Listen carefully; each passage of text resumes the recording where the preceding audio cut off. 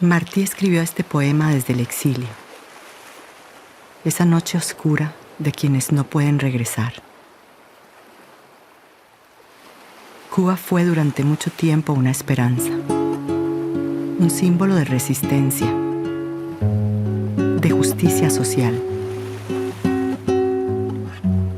Pero hay otra Cuba, de personas que son perseguidas, atacadas, llevadas a prisión por sus ideas.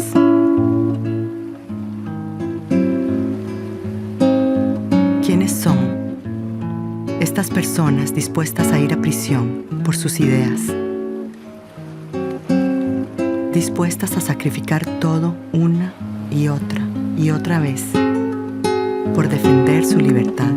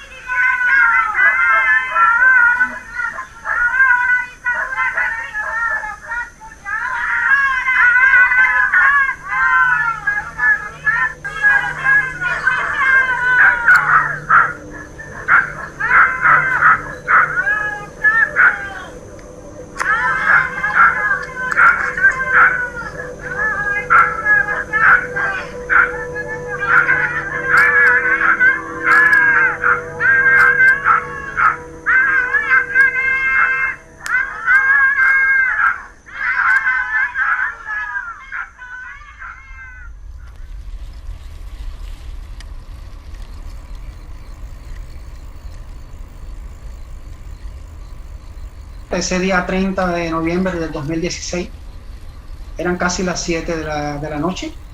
En ese momento yo venía de casa de mis padres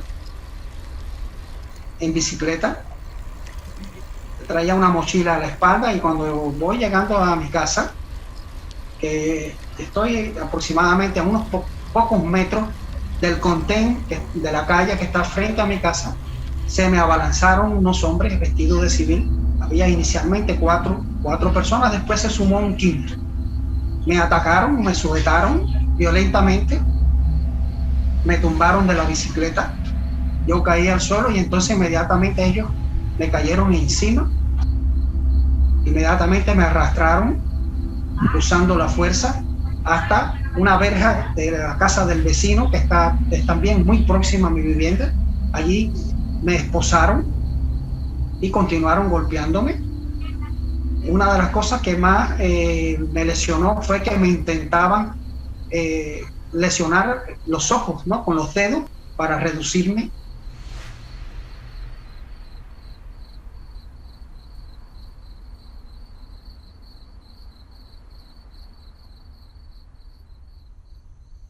Ese día no estábamos haciendo nada.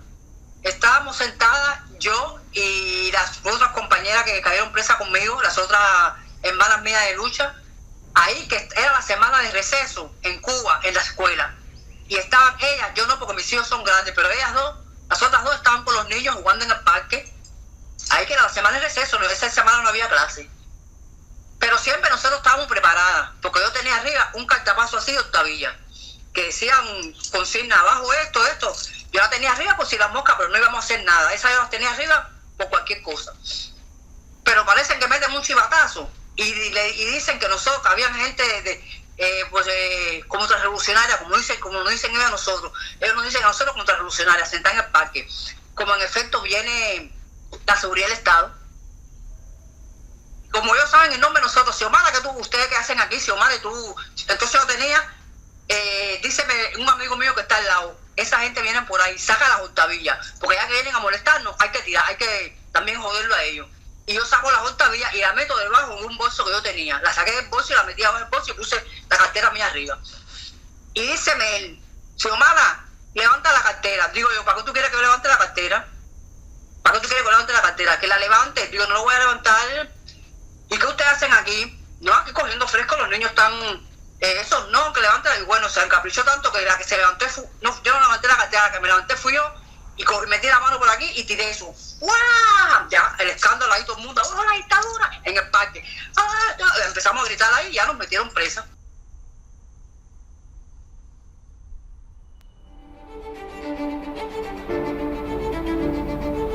¡Infierno!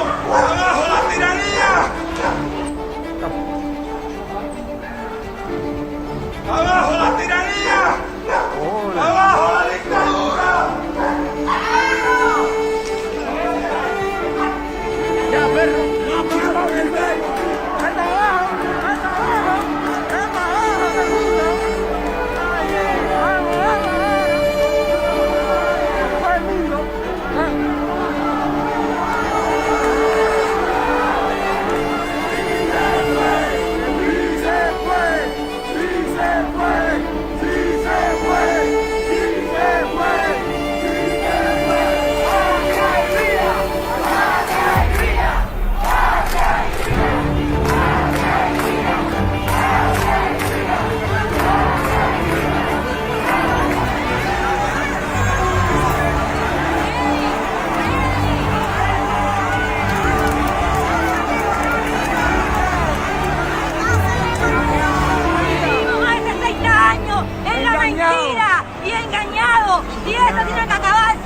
Nos quitamos el ropaje del silencio. Nos quitamos el ropaje del silencio.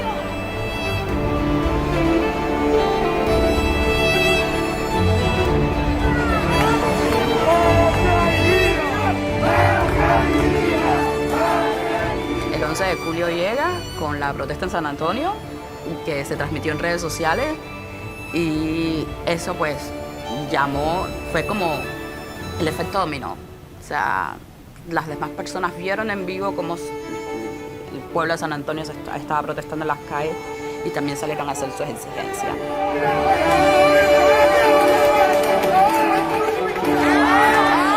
Un domingo, lo recuerdo bien, estaba sentada en la sala de mi casa viendo una película, me llamaban por teléfono, viste, en Cuba están protestando, y yo me conecté rápido en Facebook, empecé a compartir todos los videos que iba subiendo. Yo mientras iba compartiendo y veía a la gente gritando, pues de hecho hasta se me iban las lágrimas porque todo el mundo estaba esperando que en algún momento en Cuba pasara algo como el 11 de julio.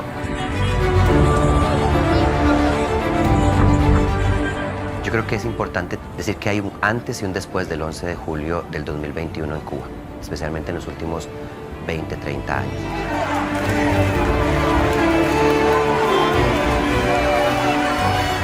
A todos nos tomó por sorpresa el hecho de que la población saliera a la calle a manifestarse espontáneamente. Desde hacía décadas no habían habido manifestaciones de ese tipo. ¡Mano en mi persona en vivo! Entonces era muy emocionante porque en Facebook la gente decía, La Habana está aquí, y era como se iban sumando más comunidades y más comunidades. Realmente las redes sociales estaban pendientes de que salieran muchas localidades a protestar, y para nosotros eso fue algo sin precedentes.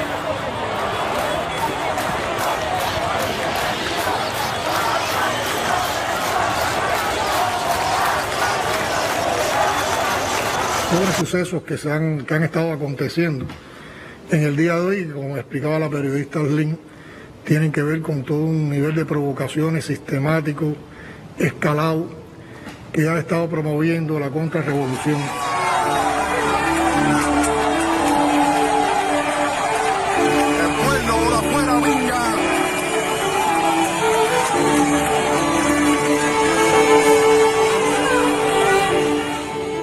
Seguía al presidente de la República, Díaz-Canel, que es jefe de las instituciones armadas del país, que hay que decirlo. O sea, él tiene la posibilidad de dar una orden de combate. A todos los comunistas a que salgan a las calles en cualquiera de los lugares donde se vayan a producir estas provocaciones. Hoy, desde ahora y en todos estos días. Pero la orden de combate está a la calle los revolucionarios. Lo dijo claro, la orden está, la orden de combate está, y a partir de ahí la violencia que ejercieron los agentes del Estado contra los manifestantes en unos lugares más que otros, pero principalmente unas comunidades pobres, como es la Guinera, una población que es, por ejemplo, predominantemente afrodescendiente, están totalmente marginados.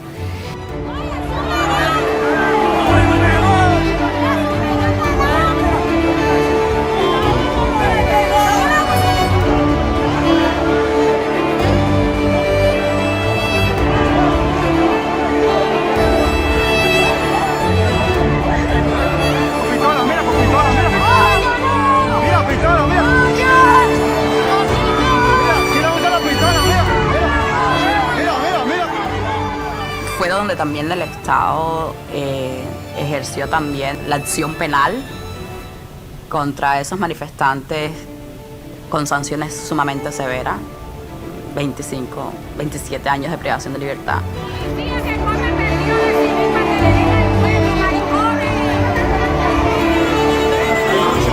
Recibir, golpeando al pueblo. La gente actuó sin miedo. El miedo siempre ha sido un obstáculo. Las personas en Cuba no han podido cruzar, ¿no? Como que está ahí y ves al policía y siempre está el miedo. Pero el miedo de terminar preso, ¿no? Y ver que las personas se desprendían de ese miedo fue algo impresionante.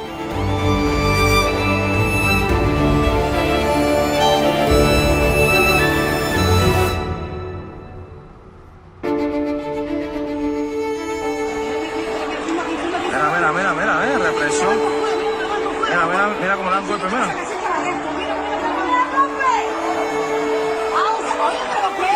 Abusador.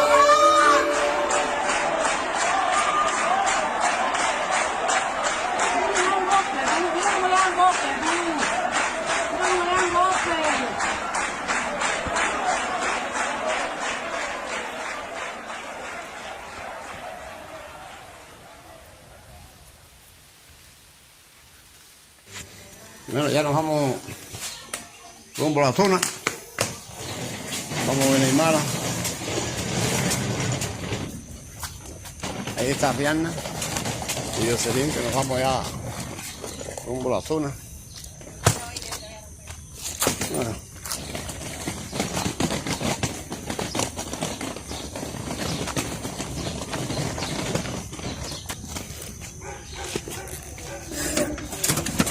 Así que vamos. Vamos. En poco momento, ahí está la madre Aymara.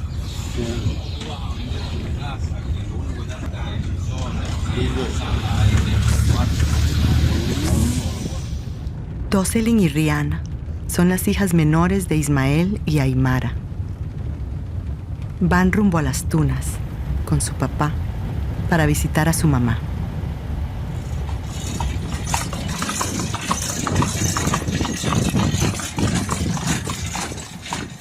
Por ley, Aymara debería estar recluida en La Habana, donde vive su familia. La enviaron a Las Tunas como represalia por denunciar corrupción policial en la prisión de Occidente. Les tomará cerca de 24 horas recorrer los 650 kilómetros de distancia que hay entre La Habana y Las Tunas. Las niñas tienen 2 años de no ver a su mamá. Y Jocelyn, me encanta como tú un toro. Parece que te vamos a montar un toro.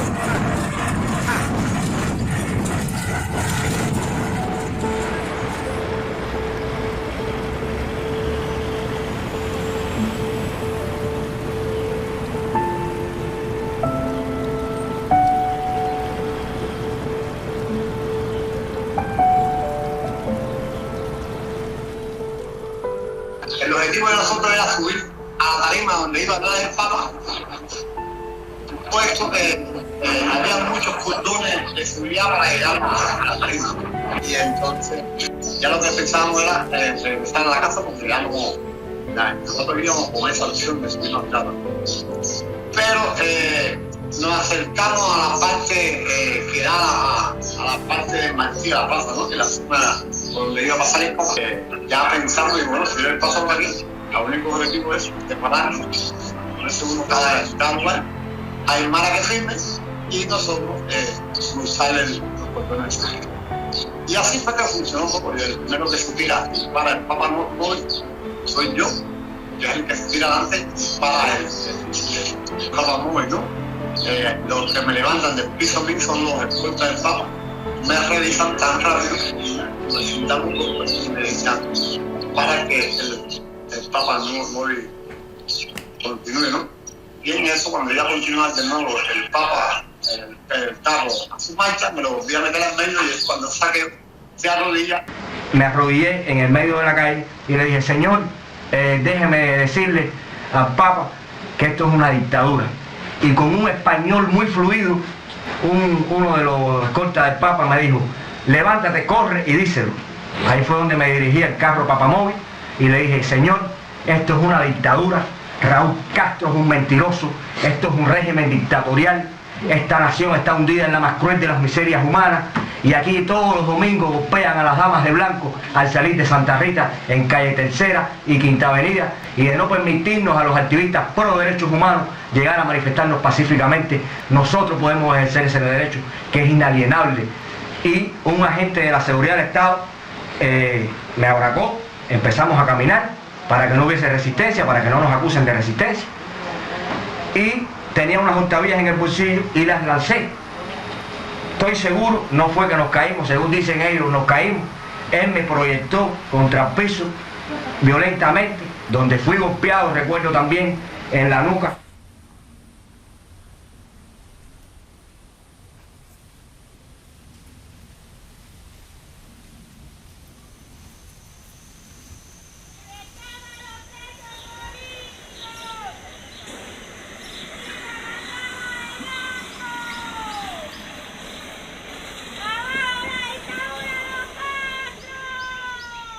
Tras manifestarse ante el Papa Francisco, Aymara e Ismael sufrieron un camino tortuoso de detenciones arbitrarias, acusaciones falsas y encarcelamientos. En el 2018, con la llegada de Díaz-Canel al poder, la situación empeoró aún más. El 28 de abril, detuvieron a Ismael para impedir que se manifestara el 1 de mayo. Le exigieron salir del país con toda su familia o ir a prisión por desacato. El primer chantaje que hicieron fue meterme preso a mí para proponernos la salida del país, ya que nosotros antes no lo habíamos aceptado. El oficial Marco de la Seguridad del Estado iban a buscarme en una patrulla y me dice, esta persona es la que tiene que ver con los cárceles y prisiones, tiene que ver lo que es antecedentes penales, con esa serie de cosas. Y yo le digo, bueno, ¿qué tengo que ver yo con esa persona? Y me dice, mire, Ismael, el problema es que ustedes han hecho demasiadas cosas allá y en contra de la revolución, así me decía él. Y me dice, el problema es que nosotros te damos todo, transporte, el dinero para que te vayas del país. Ahí me empiezan a ofrecer países a la cual nunca ninguno de ellos parecía ni en España, ni en Estados Unidos, ni en México, no parecía ni en la parte árabe de Pakistán, hasta que me acuerdo Pakistán me había metido en ese cerebro. Y yo le digo a ellos con estas palabras que con todo el dinero que ellos me pongan arriba de la mesa, el sufrimiento de mis hijos no era pago con todo lo que harían ellos en este momento, ¿no? Y al no aceptar, me meten preso a mí, inventan una causa y acto seguido a los 6 días meten a Aymara a preso.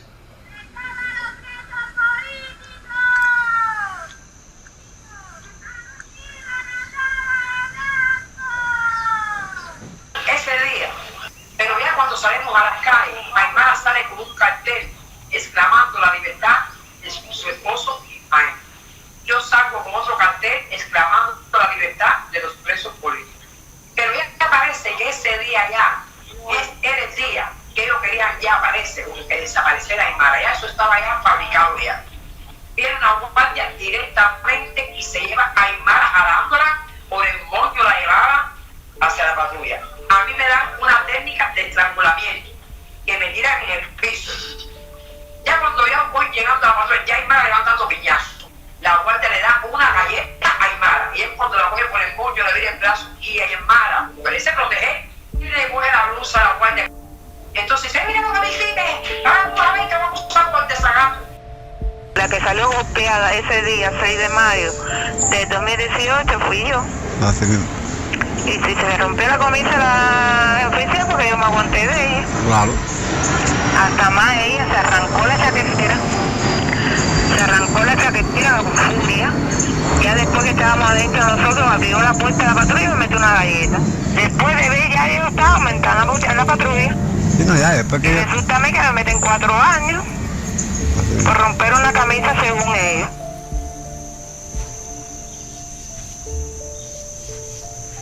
Entrada de la prisión. Aquí tenemos a Jocelyn, a Rihanna, cogiendo sombra porque hace mucho sol. Las niñas compartieron con su mamá en la prisión cerca de 2 horas. Le llevaron dibujos hechos por ellas, libros y comida. Al salir, tuvieron que caminar varios kilómetros hasta el pueblo más cercano.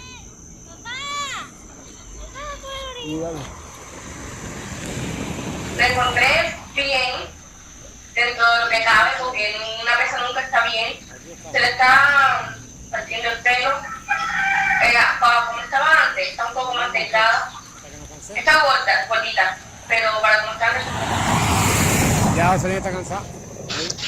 Quiero verla ver. O más bien quiero que ella venga a verme aquí, en mi casa. Y que más nunca la haya presa.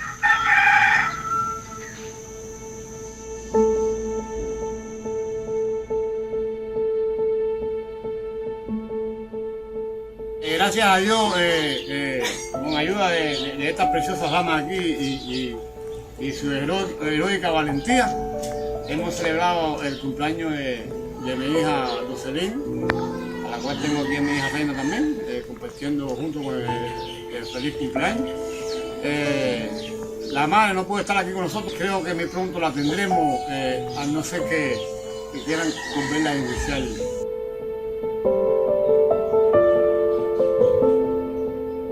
Tras casi 4 años en prisión, Aymara y su familia confiaban en que sería liberada al cumplir su condena. Pero la seguridad del Estado abrió una nueva acusación contra ella.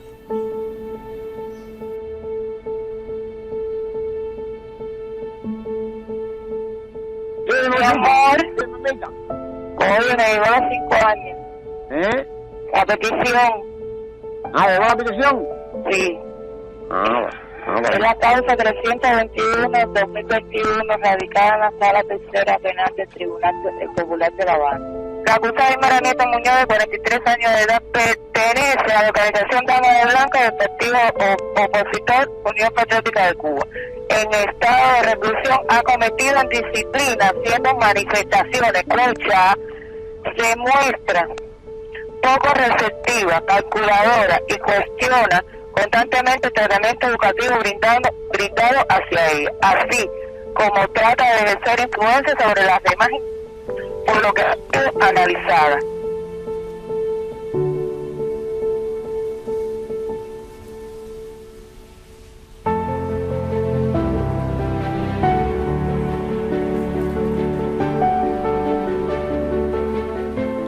Estando presa en la cárcel de mujeres de Occidente, Aymara realizó denuncias sobre maltrato y corrupción policial. Al inicio de la pandemia, 4 reclusas se amotinaron porque les impedían ver a sus parejas ubicadas en otros pabellones. La seguridad del Estado aprovechó el incidente e incriminó a Aymara, quien no estaba presente cuando se dieron los hechos.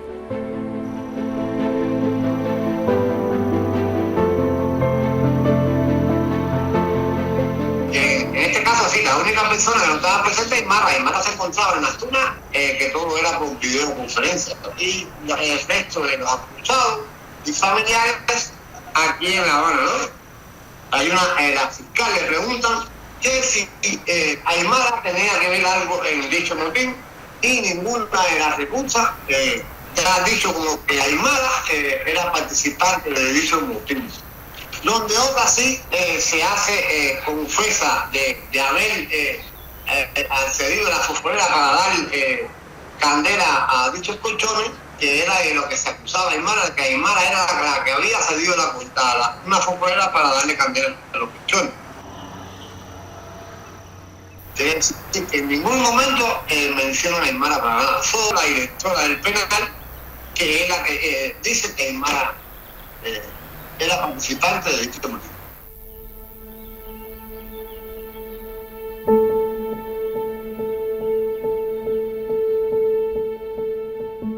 Bueno, yo me declaro inocente, porque no tengo nada que ver con eso. Cuando yo voy a luchar, lucho por mi eso y asumo lo que hago. Pero yo no puedo asumir una cosa que no he hecho. Yo soy dama de blanco, soy pacífica. Yo no tengo nada que ver con quemar, romper ni agredir a nadie. Bueno, si ellos quieren meter, asumo igual. Que algún día yo saldré.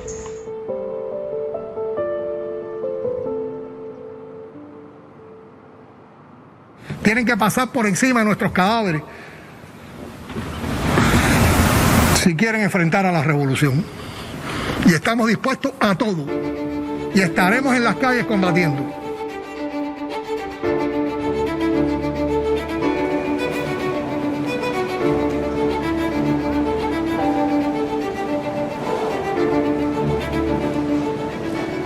Lo que hemos visto respecto de ya llegando a las manifestaciones masivas del 11 de julio fue una gran represión, y fue una represión dirigida por el primer mandatario de la nación.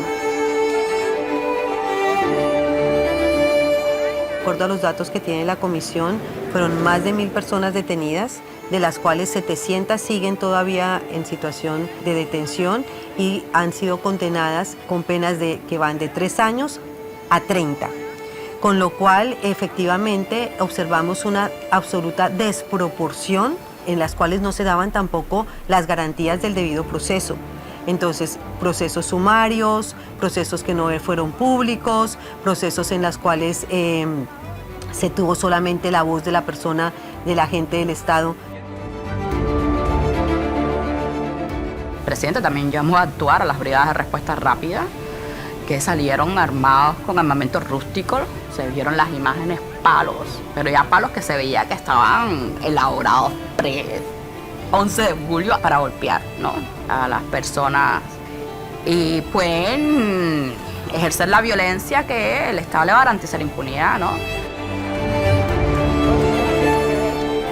Están organizadas en las escuelas, centros de trabajo, en tu comunidad, te llevan hasta allí, hasta donde están. Te ponen música y luego que terminas tú de dar golpe a una persona que solo piensa diferente a ti, te dan una merienda y un vasito y regresas a tu casa.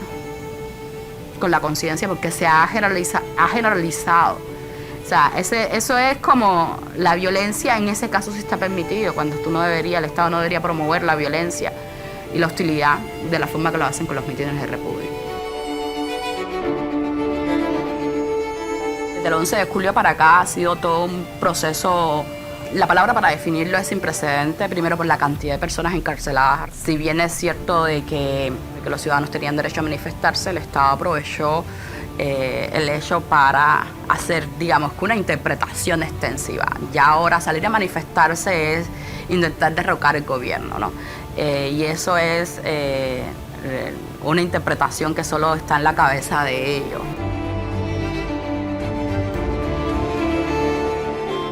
Después del 11 de julio nos damos cuenta de que cualquiera puede ser un prisionero político en Cuba. O sea, en estos momentos hay 11 millones de personas en Cuba que tienen el potencial de ser personas presas políticas, simple y sencillamente por tratar de ejercer su derecho a la libertad de expresión, que fue lo que pasó el 11 de julio del 2021. Estas penas tan desproporcionadas tienen un efecto no solamente en la persona que está privada de la libertad y a la cual le han dado una pena tan, imagínate, sales a protestar y te ponen 30 años de prisión, de los cuales ya llevas varios meses en situación de intramural, pero es el mensaje al resto de la sociedad. Cuando hay penas tan grandes, el mensaje es un mensaje de intimidación para que nadie más vuelva a salir a la calle a protestar.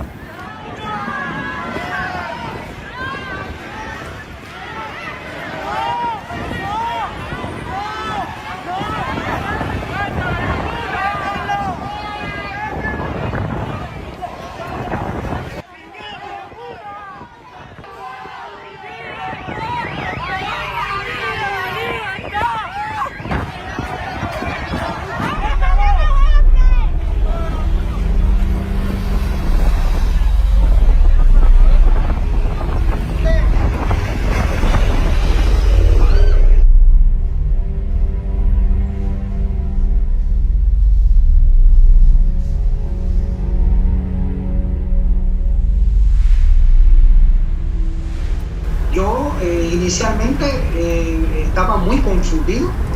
Ellos trajeron un auto, acá le dicen jeep de la policía, me introdujeron a la fuerza, me intentaron trasladar hasta la estación de policía, esposado. Encima recuerdo que una de las cosas que más daño me provocó también y más peligroso fue que uno de ellos, que se nombra Evelio Moreira, se subió encima de mí y me comprimió hacia adelante, casi no podía respirar.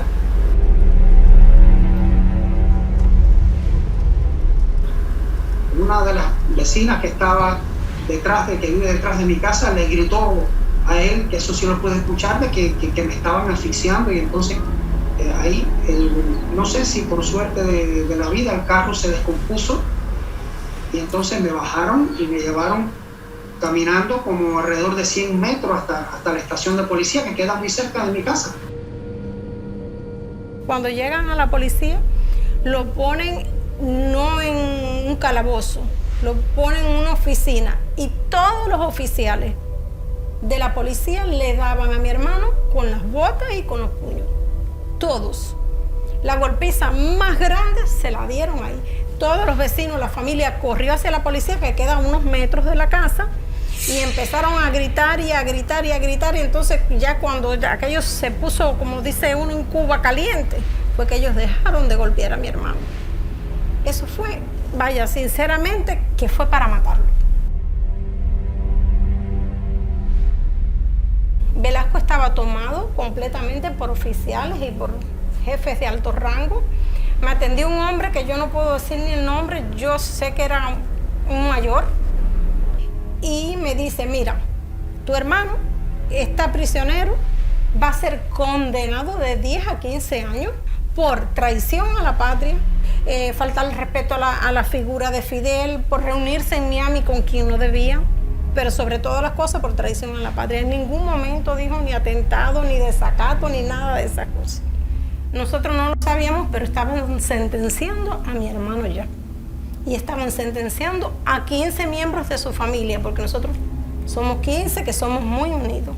Desde ese mismo momento hasta 3 años, luego no tuvimos un momento feliz.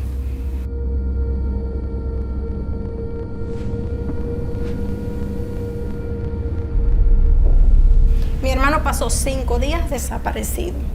Esa es la palabra, desaparecido, y todo el mundo lo daba por muerto. A los 5 días nosotros nos plantamos en la unidad. Por la tarde, ya casi a las 5 de la tarde, dejaron ver a mi hermano en un pasillo alrededor de 12 a 15 metros de distancia, en un lugar oscuro. Mi hermano casi no se podía sostener de pie, pero en la distancia se veía que la cabeza de mi hermano era así de este tamaño, y los ojos negros y la inflamación, y que no se podían ni mover.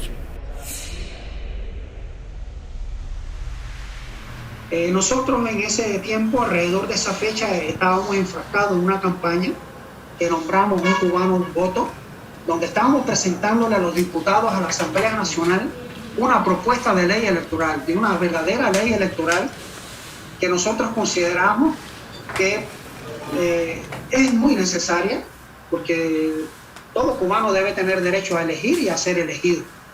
porque para nadie es un secreto que la ley electoral que existe en Cuba, que es un mecanismo que tiene el régimen para perpetuarse. El movimiento estaba haciendo esa entrega en mano a los diputados y ellos no querían que eso se hiciera porque lo interpretaron como una amenaza.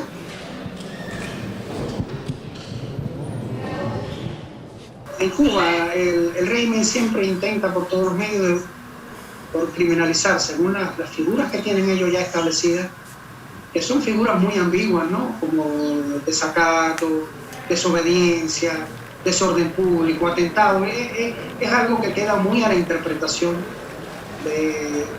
diría yo, de los miembros de la policía y de otros funcionarios, y ellos lo utilizan muchísimo para poder criminalizar a personas que sea del interés de ellos, en este caso los opositores, disidentes y cualquier otra persona que ellos quieren incriminar y que quieren encarcelar.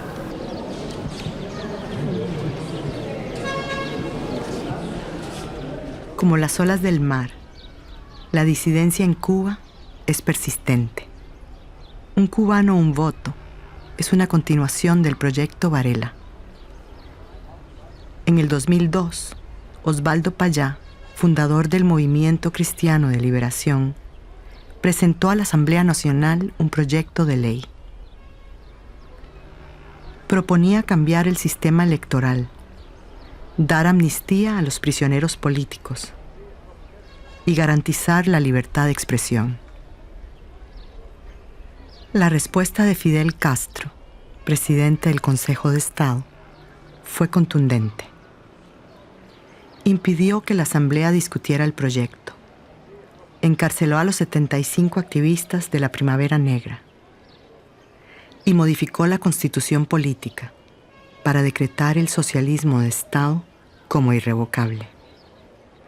Ese día del juicio para mí significó algo importante.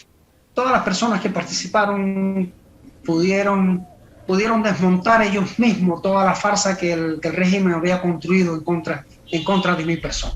Porque ya yo tenía conciencia plena de que sí, que yo iba a ser condenado. Yo sabía que yo estaba condenado. Tenían tomado las localidades Ibarigual, las calles, las entradas, no dejaron entrar a miembros del movimiento, ni carros con personas que fueran para el juicio. Ellos solo dejaron entrar a la familia. Era una sala, no puedo decir ni la cantidad de oficiales del MININ, vestidos de civil uno y otros con uniforme. Nosotros 5 detrás de mi hermano y el resto de la sala eran todos oficiales. Cuando llegaron los 3 testigos falsos, el abogado empezó a hacerles preguntas. El jefe del tribunal se enfurecía cada vez que le hacían una pregunta de esta, donde ellos no podían responder. ¿De qué color era la ropa? No sé. ¿Andaba un short, un pantalón? No sabían. Y venía a la izquierda o a la derecha. No sabían. Y quedó demostrado totalmente que eran falsos.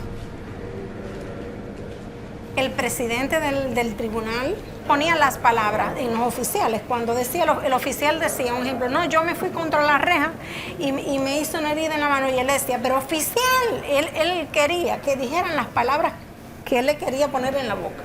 Y repetía. No obstante, quedó para todo el mundo clarito, que mi hermano fue detenido violenta y arbitrariamente. Las reclamaciones que se hicieron a nivel municipal, provincial y nacional, de fiscalía, en los tribunales, en atención a la ciudadanía, en atención a prisiones, todos esos lugares fuimos. Y entonces ya por último, en esa etapa, fue la más crítica, nosotros acudimos al representante de la Iglesia Católica a nivel regional, que es de Holguín, pero es regional, que al final, el 13 de septiembre, este señor coordinó una visita y dejaron ver a mi hermano. Dicha visita, él me entregó personalmente a mí una carta y habló conmigo.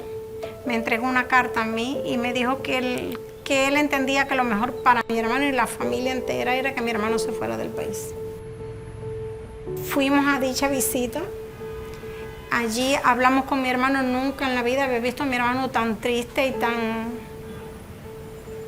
mal. yo misma le expresé a mi hermano lo que me había dicho el jefe de la iglesia y de la carta que me había entregado, que si él quería salir de allí, la mejor opción era irse del país.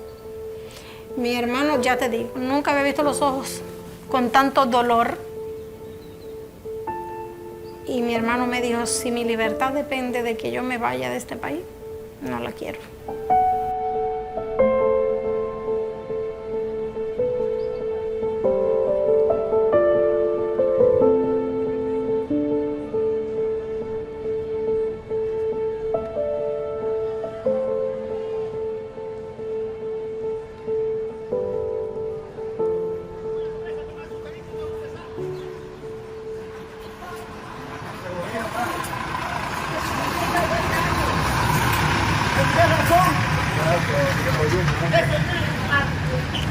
Tiene que parar y lo tenemos que parar nosotros con civismo. No hay sociedad civil, no tiene que haber violencia, no tiene que haber derramamiento de sangre, pero tienen que dejarnos participar en la vida política del país. El que es comunista que lo sea, pero el que no, hay que respetárselo. Tiene derecho a un lugar hasta la falta de respeto, hasta la falta de respeto. Todos los cubanos tienen derecho a participar en la vida política del país, sean o no sean comunistas. Si quieren que viva Fidel, bueno, que viva Fidel. Eso es un problema que es ustedes. Yo no quiero ser comunista, porque tenemos derecho a tener derecho. No quiere que sean mentiras, porque ya todo el mundo sabe que es verdad. Aquí todo el mundo sabe que es verdad. La gente tiene tremendo perro miedo. Tanto video. No sé cómo vas a hacer para bajarme de aquí. No, yo quiero empezar con ustedes. Libertad para los presos políticos. Todos los cubanos merecemos participar en la vida política del país. Hay que contar con nosotros, inclusión, una patria inclusiva. El partido político sigue siendo uno solo y teniendo todo el control desde los aspectos municipales hasta los aspectos provinciales y los aspectos nacionales en la vida del país. El Partido Comunista es una organización segregacionista, excluyente, porque si en la Constitución dice que es el único partido legal, es una herramienta que tiene para excluir a todas las demás personas. Nosotros no somos comunistas, entonces ¿cómo es posible que por ley se excluya a las demás personas? Porque estás guardando el derecho que tienen los demás ciudadanos a participar en la vida de la nación. Por eso a mí no me gusta que mucha gente diga que la oposición en Cuba está atomizada. No, la oposición en Cuba lo que está es perseguida, castigada, diezmada por el régimen que la encarcela, la expulsa hacia el exilio, la castiga. Y entonces eso impide que exista una oposición estructurada en profundidad y masiva. Como un círculo en Cuba. O sea, el gobierno lo que hace es acabar con la disidencia actual. Lo que pasa es que esa disidencia termina y viene una nueva disidencia. Y viene una nueva disidencia. Y viene una nueva disidencia. La disidencia se está modificando, va a cambiar, pero siempre va a existir. Yo creo que el gobierno cubano lo que tiene que entender es que cualquier estrategia que utilice no va a impedir esa insatisfacción estructural que existe en el país. O sea, el gobierno cubano está aplicando una estrategia que yo diría de bomberos.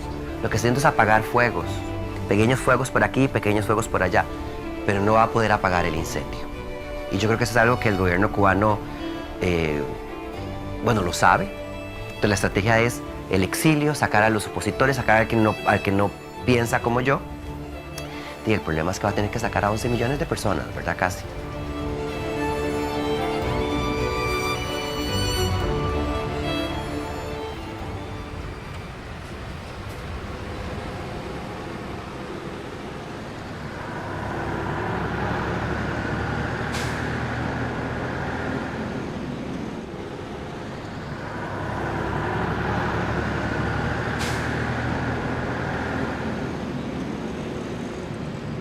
Bueno, eso fue mortal porque Vaya, cuando yo vi a ese niño con todos los escombros arriba de él, imagínate, empecé a gritar. Entonces los vecinos me ayudaron, porque él no se veía, pero yo no sé cómo la cabeza no se le explotó. Si ahí no llega a ver nadie en la casa, yo pienso que los escombros eso no ven, porque él no se veía. Lo sacamos corriendo, él lo que perdió mucha sangre, mucha sangre. Entonces nosotros pensamos que se había reventado. Él está vivo de milagro, le empezó a bajar la presión. Tenía cuando eso 9 años. Él me decía, abuela, me falta el aire, parece la cantidad de sangre que estaba perdiendo, me falta el aire, ay, no puedo respirar. Dios no quiso que él se muriera, la verdad.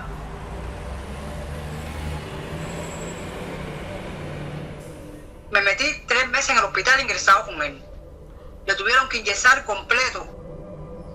Mi casa estaba en muy mal estado, pero muy mal estado. Y yo no podía subir con ese niño inyesado. Las escaleras esas que estaban pésimas, un edificio totalmente arruinado. Y entonces la vivienda me dijo que no tenía nada. Y le dije a mi hija, tráeme el canapé para acá, para acostar al niño. Porque cuando se fue, ellos pensaban, los trabajadores ahí pensaron que yo fui a plantear un caso.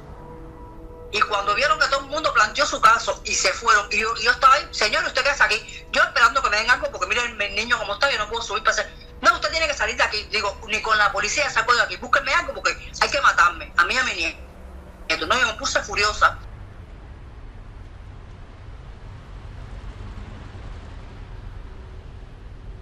Y entonces me metí en vivienda, viviendo ahí como un mes. Y me decían que no hay nada, que no hay nada, que no hay nada. Entonces, yo no era de las damas de blanco. Y se robó el rum que venían los derechos humanos para ahí, porque ya sabían la situación que se estaba creando en la vivienda, a protestar para ahí por el problema mío. Y al momento apareció un albergue en Guanabacoa. Pero me dijeron que iba a estar en el albergue 2 años.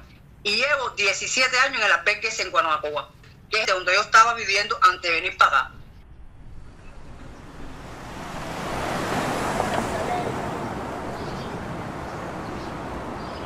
Tuve una niña un poco pobre porque perdí a mi madre con 12 años. Me crió mi abuela y después mi abuela se fue del país y me dejó con mi hermanito. Después yo tuve mis 2 hijos, uno con 16 años, la hembra, y el varón con 18, y los crié a los 3. Al no tener mi mamá ni mi papá al lado, eso me chocó mucho para luchar yo, pero bueno, fui fuerte, me sobrepropuse, me dije, no, yo tengo que ser fuerte porque yo estoy sola, y bueno, salí adelante.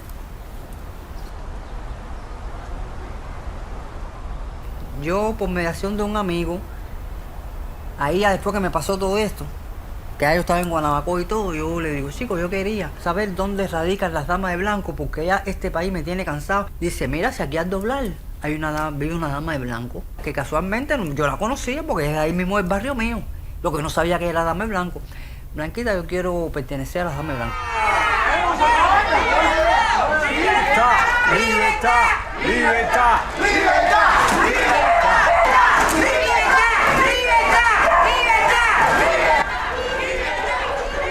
Dice, mira, las damas de blanco, yo te voy a decir, esto es un riesgo, hay que ser fuerte y tener bien los pantalones bien puestos, porque esto es, la policía te persigue, la seguridad del Estado averigua todo, te persigue, molesta a tu familia, te molesta a ti, te hacen causas inventadas por ellos, y es esto, y te sofocan, no te dejan vivir, no te dejan trabajar, te sacan, si estás trabajando, te sacan de los trabajos.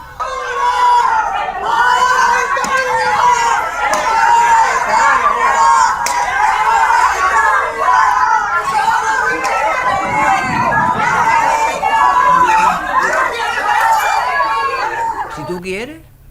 Porque hay que arriesgarse. Digo, no, yo quiero. ¿Tú estás dispuesta a guardar? Yo quiero. Y me metí.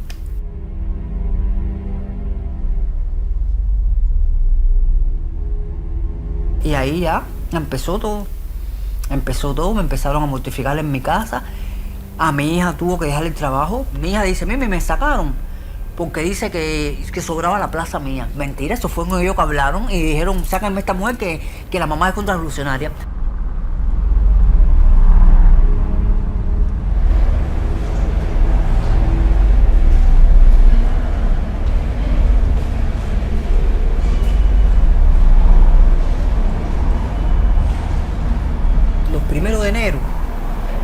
Dame Blanco, empezando el año, vamos a la iglesia de San Francisco de Asís. Un viaje yo fui y me detuvieron, llegando casi ahí. Me montaron por una guagua que había unas cuantas Dame Blanco que habían detenido. Me llevaron para la estación de policía, como a las 6 de la tarde me sacan en un carro, con 2 mujeres, yo en el medio, y adelante el chofer y otro más. Y era un blancón de aquí allá arriba. Bueno, me llevaron por un recorrido un poco extraño. Me llevaron lejos y me pararon adelante un puente.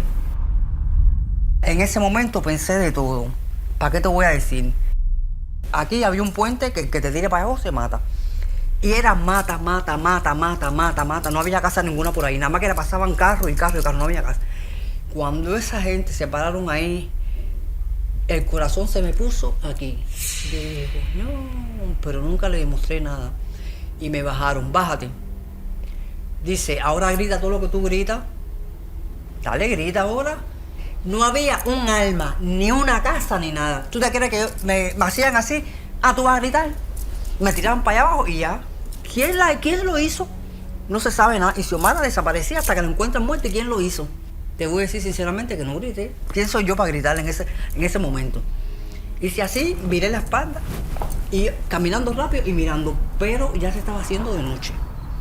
Yo dije, no voy a hacer que cuando ellos sigan caminando por ahí, llame el walkie-talkie y digan, pues fulana de tal va por esta calzada para que me tire un carro arriba. Todo eso pensé yo, porque yo pienso rápido. Me metí por todos los matorrales, llegué a mi casa como a las 2 de la mañana, porque me habían dejado lejísimo y yo me fui a pie. ¿Cómo me van a parar delante de un puente? ¿Eso es para algo? En Matanza, en la causa que yo tengo con Jacqueline, el 2016, cuando yo estoy ahí en el Guatao, en la prisión de mujeres de La Habana, hacen una requisia sorpresiva. A los 5 meses yo estaba ahí. Y yo tenía una licra blanca y un pullover blanco que yo lo cogía para dormir. Y cuando yo entro, no, porque aquí no se puede tener ropa blanca porque tú eres Dame Blanco, pero si eso es una cosa para dormir, me la decomisaron. Digo, bueno, démela, que yo se la voy a dar a mi familia porque se la lleve para la casa. Me la quemaron. La policía de ahí, del penal, la dirección del penal me la quemó. Yo me encabroné, me puse en pijama y cogí los 3 uniformes, los chores y la blusa y los quemé en el baño de ahí de mi escarmento. Las presas, Xiomara no sé lo que estoy haciendo, yo sé lo que estoy haciendo. Y para el comedor no se puede ir en pijama. Y fui para el comedor en pijama y con esto. ¿Quién me dijo algo? Ya yo tenía el diablo encendido arriba, ninguna guardia, nadie me dijo nadie. Y cuando voy para el comedor me paro en la compañía de Aymara. Aymara también estaba presa cuando eso, pero por otra causa. Y me paré y le dije, Aymara, mira lo que me hicieron. Y me quemaron una ropa mía y quemé los 3 uniformes. Y mira cómo ando en pijama. Y ahorita, cuando nada más que me digan algo, voy a empezar a gritar. Dice Aymara, olvídate que yo te sigo. Y la gente afuera, la compañía, todo el mundo se revolvió. Abajo la dictadura, libertad para los presos políticos. Esto es un abuso, me quemaron la ropa. Esto no puede ser, esto es una pila de cosas. Bueno, en Ciudad de Ávila, desde que yo llegué, me metieron para la celda. La celda es como un calabozo que nada más que tiene una cama de mampostería, de piedra, fría como loco. Una división que tiene una taza y un lavamanos, y una ducha, por un eso para bañarte. Enrejada completamente. Ahí mismo te llevan la comida. Te la pasan por abajo de la reja. Ni sol ni nada, eso es frío.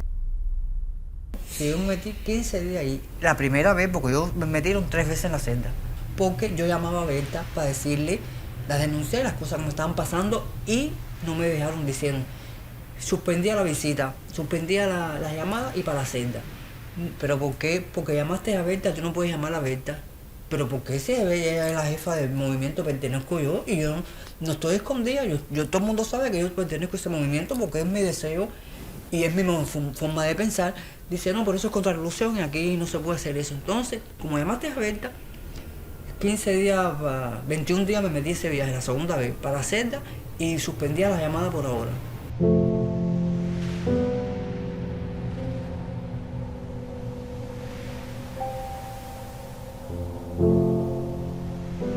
Ahí fue, ya en Ciudad Ávila, fue donde me enfermaron. Me empezaron a salir unas bolas aquí en las rodillas. Un viaje me levanto, unas bolas así.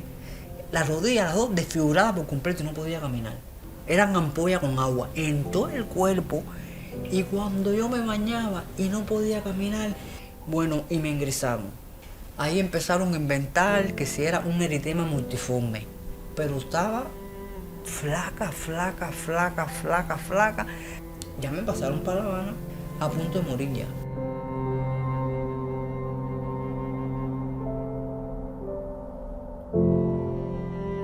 Las damas blanco, esta todos los días estaba ahí, iban a damas blanco distintas, todos los días. Yo me sentí muy protegida, a pesar de la enfermedad que tenía yo y que me sentía más, me sentí muy protegida. Y eso tengo que agradecérselo, tú no vieras las damas blanco. Me aprobaron una visa humanitaria y yo te digo a ti que ellos me dejaron salir porque ellos dijeron, mírala cómo está la pobre. Mírala cómo está. Vamos a dejarla que se vaya, aunque sea que pise Estados Unidos, pero ella se va a morir porque las condiciones que yo llegué a ese aeropuerto.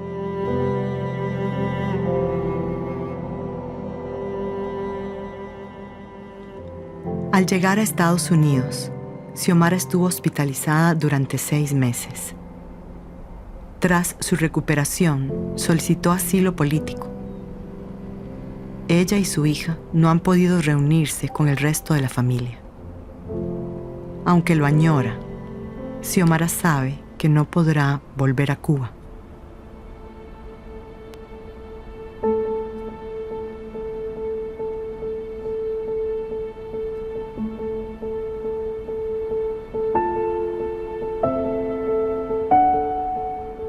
Por más de 6 décadas, las violaciones a los derechos humanos por parte del Estado cubano han sido plenamente documentadas por la Comisión Interamericana de Derechos Humanos y los grupos de trabajo de las Naciones Unidas.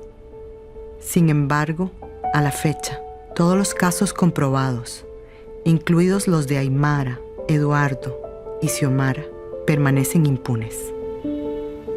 Si bien Cuba se sigue negando a participar del sistema interamericano cumpliendo las recomendaciones de la CIDH, también es un reto para nosotros como sociedad civil imponernos y exigirle a estos mecanismos que sean mucho más efectivos, que si por esta vía no puedes, lo hagas a través de otra vía.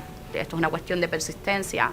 Si tú conversas con, por ejemplo, la sociedad civil de Nicaragua o de Venezuela, también tienes que conversar con la cubana, ¿no? Entonces, si aplicas dobles estándares con los cubanos, porque supuestamente por motivos políticos, o sea, no sé, a nosotros no nos pueden culpar de la diferente política entre Cuba y Estados Unidos. Derechos humanos no tiene que ver con eso, ¿no? Entonces, los estados pueden estar ahí arriba y tener sus diferencias, pero eso no puede terminar en que seamos nosotros los que estemos pagando todas las consecuencias.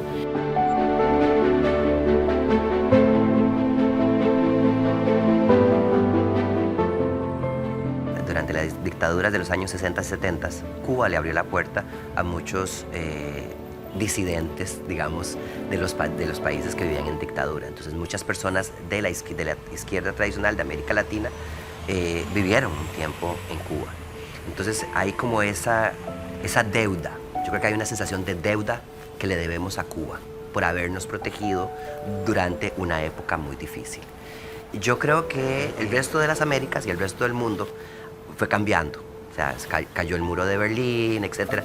Cuba se aferró a una ideología hasta la fecha, digamos, una ideología que se está cayendo.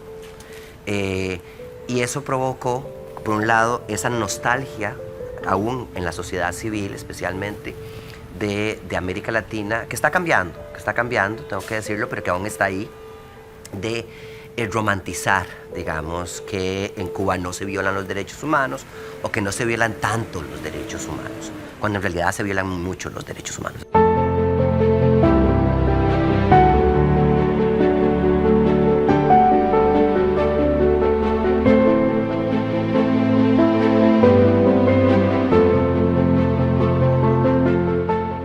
Luego de su liberación, el 4 de mayo del 2019, sin que existan motivos legales, Eduardo y su familia continúan bajo estricta vigilancia de la seguridad del Estado. le impiden trasladarse dentro y fuera del país, así como ejercer su profesión como médico de familia. Firme, Eduardo sigue liderando el movimiento cristiano de liberación. Y Latinoamérica no acaba de entender que el antídoto natural de las tiranías, de la dictadura, no es la izquierda, es la democracia, es el Estado de Derecho. Ese es el único antídoto natural que tienen los gobiernos totalitarios. Es la democracia real, es la de tener instituciones que sean de verdad respetuosas de los derechos de los ciudadanos. Ahí es donde radica la soberanía y las oportunidades reales de los pueblos. Ese es el único antídoto. Antes de dictar sentencia, la seguridad del Estado le ofreció a Aymara eliminar los cargos contra ella, a cambio de salir del país. Aymara lo denunció en redes sociales y fue enviada a celda de castigo por 90 días. Tras negarse a salir del país, fue condenada a 5 años y 4 meses de prisión. Cuando Aymara fue apresada en el 2018, las niñas tenían 7 y 11 años. Al cumplirse esta nueva condena, Rihanna tendrá 16 y Doselin 20 años. Estaban pensando de sacarme del país con todo el que yo quisiera. No dijeron familia, era con todo el que yo quisiera, ¿ves? Yo lo que le quiero decir a ustedes y al mundo, yo no he hecho más nada que manifestarme por la libertad de los presos políticos, por las injusticias que están haciendo el gobierno cubano. No he hecho más nada, es mi derecho.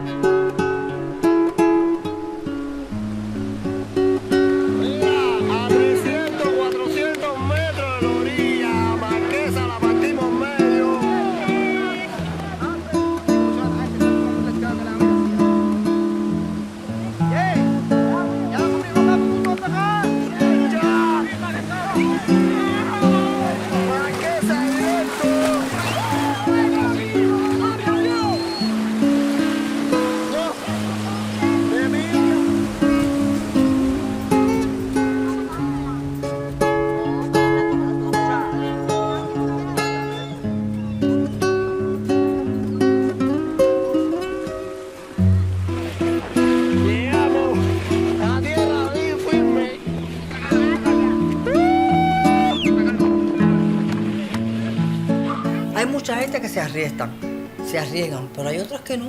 Hay otras que dicen, yo no estoy ni para que me metan presa, ni para que me caigan a golpe. Que se le quiten el miedo ese que tienen, que salgan para la calle todo el mundo. ¿Qué más miedo? ¿Qué más miedo que saber que lo están matando de hambre y sin medicamentos?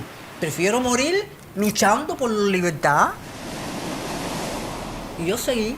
Y seguí denunciando y seguí yendo a Casa Verde y seguí. Yo seguí porque eso es lo mío. Eso es lo mío y eso es lo que yo estoy defendiendo. Yo no estoy defendiendo nada inmoral, estoy defendiendo la verdad. La verdad.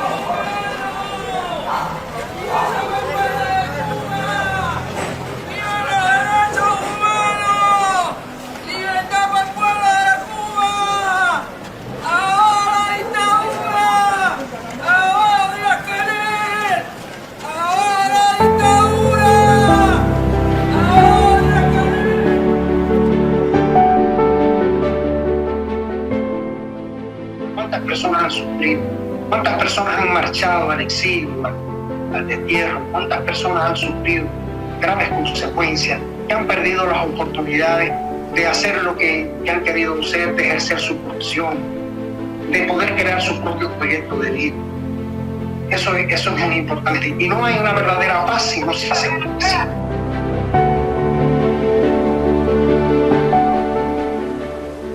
muda, rompiendo las hojas del clavel, como una nube que enturbia el cielo. Cuba, viuda, pasa. El poema de Martí parece escrito hoy. El gobierno envió a Xiomara, Eduardo y Aymara a prisión como escarmiento. ¿Qué pasará con ellas y con él cuando se estrene esta película? Al terminar el documental, hay en Cuba 1.236 personas encarceladas por expresar sus ideas de forma pacífica. Así hubiera en Cuba una única persona prisionera de conciencia, es imperativo que sea liberada.